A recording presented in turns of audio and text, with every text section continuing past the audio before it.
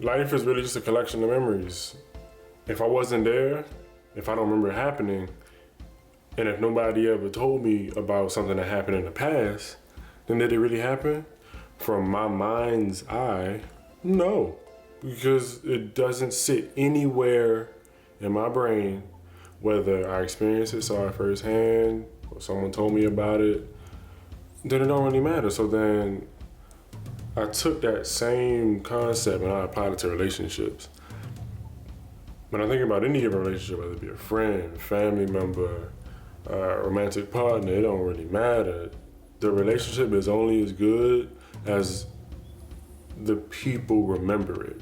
If I remember only good encounters with person number one, but I only remember awful encounters with person number two, then those memories are gonna shape how I interact with that individual every time I see them in the present and in the future. Anytime I think about that individual, do good memories come up or do bad memories come up?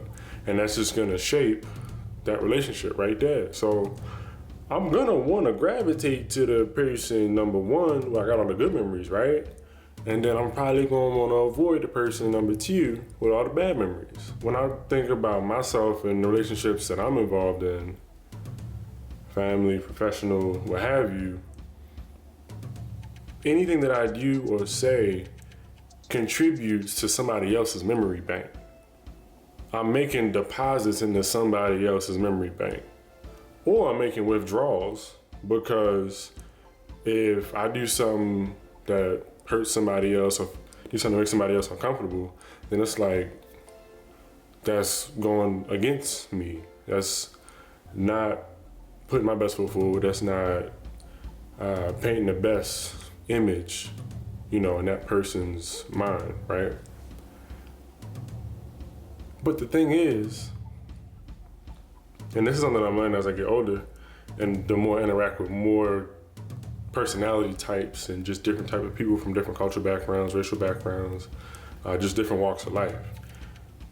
I can't control how somebody else perceives me. No matter what I want to do, no matter what I want to say, no matter what I do or say, how I do it, how I say it, other people gonna think what they're gonna think regardless. And that's a very intriguing thing to navigate, especially with social media. Because whatever I put out on the internet, whatever I put out on these apps, somebody on the other side of the screen, they gonna have some thoughts. They're gonna have something to say. They're gonna have ideas. They're gonna have preconceived notions. Whether it's based on how I look, how I sound, my accent, the deepness of my voice, whatever strikes that individual in that moment in time, that's what they're gonna run with. That's gonna contribute to their memory bank under my account. Not even social media account, but under my life account within their memory bank. It's so intriguing, and oftentimes we take it for granted, because we just think that people are gonna see us the way we present ourselves, oftentimes, not even on a general scope. I'm speaking from my perspective.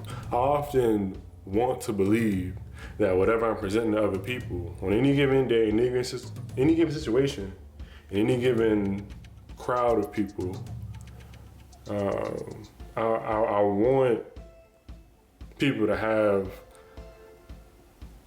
the most ideal perception of me, whereas, oh yeah, he's a cool person, he's approachable, I can talk to him, and he's, he has my best interest at heart. He wishes no ill will on nobody.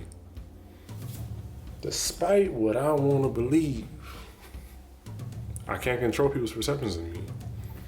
I can influence it a little bit. I can make some suggestions, some little recommendations for where I can be like, please don't think this about me. It's not true. Whatever you thought is based off stereotypes. Please don't think that. It don't matter. People gonna think what they think. Because also think about it. I be thinking what I be thinking about other people.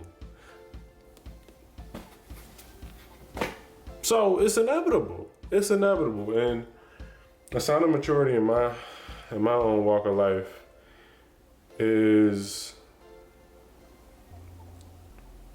understanding that I can't control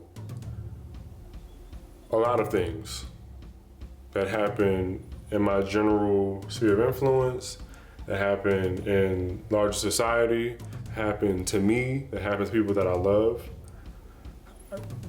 A lot of life is out of my control. But there is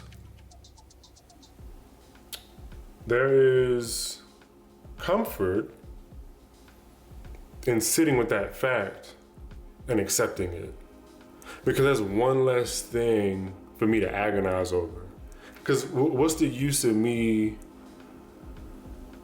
being extra frustrated all the time, super obsessed over stuff that I cannot control? That contributes to a lot of unnecessary stress in life. Yes, it's one thing to be concerned about things and be concerned about other people and other people's issues and seeing that life is bigger than just my own experiences and my own circumstances. Yes, 100%. That's called empathy.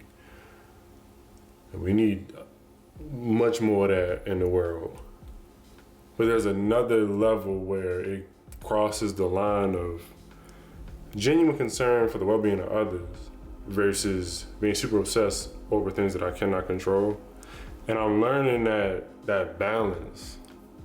And I'm learning how that applies in different situations. And I'm navigating that nuance throughout life. And it's not easy yet. What I learned, I can also share with others. And in a lovely world, we can all learn from each other. Contribute positive memories to each other's memory banks. Make it so that our perceptions are not solely rooted in outdated stereotypes or solely rooted in just selfish preconceived notions that just impose biases and prejudices on people when it's unnecessary, when it's counterproductive, when it's like, it ain't even that deep, fam. So, key point. I'm learning that my relationships are only as good as the memories that are connected to those relationships. Another key point, I'm learning that for the relationships that matter the most in my life, I gotta make intentional deposits. And for the relationships that are draining and maybe counterproductive to have, I gotta make withdrawals from those relationships and just protect my peace. Also, I gotta understand that when people make deposits into my memory bank or withdrawals from my memory bank, it's okay. Right? It's all an ebb and flow. It's all a part of life. It's all dynamic. It's all fluid. It's all a transfer of energy over time.